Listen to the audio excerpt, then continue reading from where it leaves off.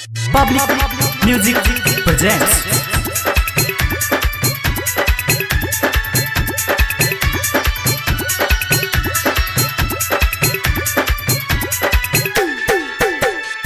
Mix बार विपिन दीवाना।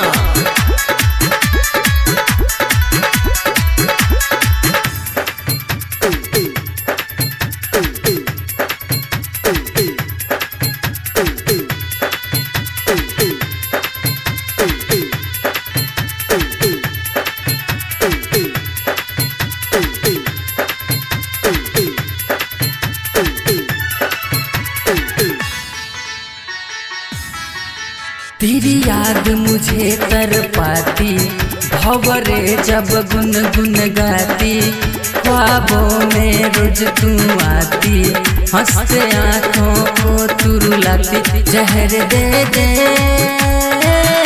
खा के मर जाऊंगा, मैं जी के तुझे भुला नहीं पाऊंगा। तेरी याद मुझे तरपाती भंवरे जब गुनगुन गाती, ख्वाबों में रोज तू आती, हंसते आँखों को तू रुलाती। जहर दे दे खा के मर जाऊंगा, मैं जी के तुझे भुला नहीं पाऊंगा।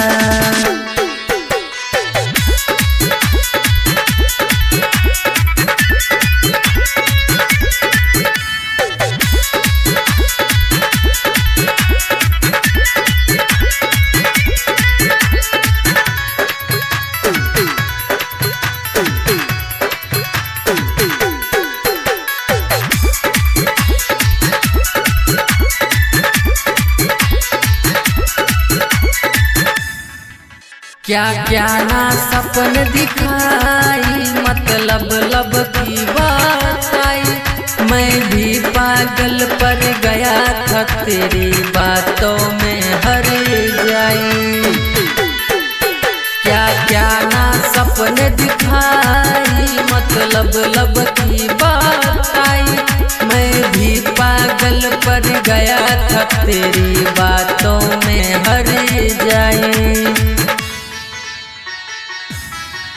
क्या जरा भी शर्म न आई, जब मेहंदी तूने रचाई। झूठे वादे और कसमें थे, फिर बोल न क्यों थी खाई। जहर दे दे खा के मर जाऊंगा, मैं जी के तुझे भुला नहीं पाऊंगा।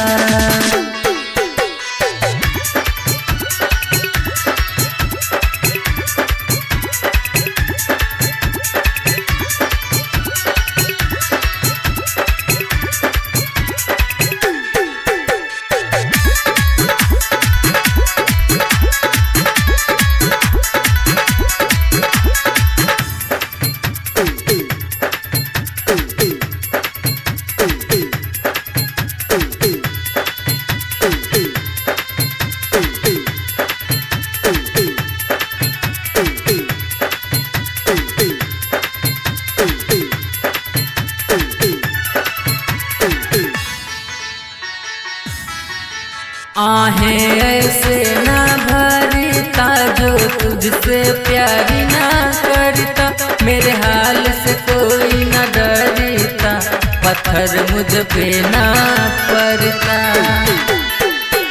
आहें ऐसे ना भरता जो तुझसे प्यारी ना करता, मेरे हाल से कोई ना डरता, पत्थर मुझ पे ना पड़ता।